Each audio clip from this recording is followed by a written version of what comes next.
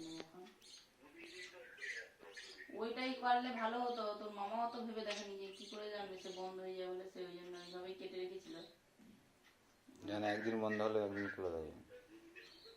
হ্যাঁ তোর মামা বলছে বলে জানি একদিকে মানে একদিন দুদিন বন্ধ থাকবে, এতদিন বন্ধ থাকবে ভাবতে পারিনি বলছে। আমাদের 19 তারিখেও একটা কাটা ছিল, আর একটা 21 তারিখেও কাটা ছিল।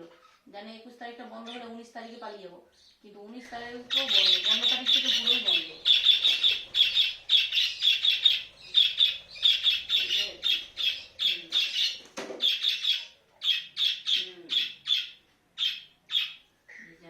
ব্যাপার বুঝতেও পারছি না।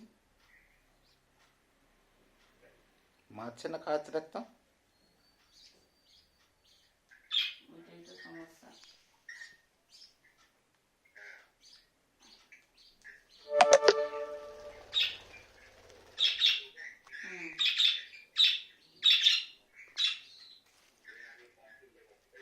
হ্যাঁ একবার তুই চেক করে দেখবি দেখি, তোকে টিকিটটা পাঠিয়ে রাখবো।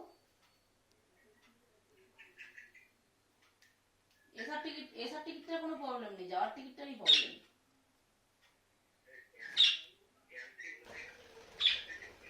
হ্যাঁ ক্যান্সেলও দেখাচ্ছে, নয়তো সেই আমাদের সঙ্গে একটা ফ্যামিলি যাবে বলে, তারা আমরা জানতেই নি আমাদের সঙ্গে একটা ফ্যামিলি যাবে বলে সে টিকিট কাটতে গেছে না, বলছে বলে 21 তারিখ মানে 15 তারিখ থেকে এই ট্রেনটার টিকিট কাটুনি, 15 তারিখ থেকে বন্ধ থাকবে, আর এই লাইনের কাজ হচ্ছে।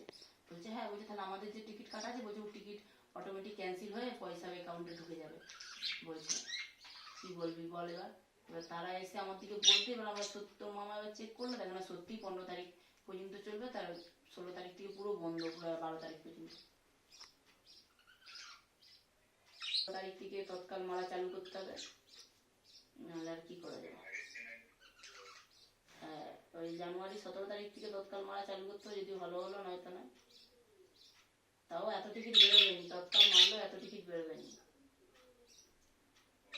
ওইটাই তো সমস্যা। হ্যাঁ ওইটাই তো সমস্যা। ভিডিও কল করে দেখা বলতে লাভ বার করে এসছে। এখন আর কি বিয়ে দেবে পাখিটা। হ্যাঁ ওই জন্য তো ওর মা ওকে সরিয়ে দিচ্ছে। ওর মা কি করছো রে, ঘুমাচ্ছ? এবার নেটটা একবার খুল।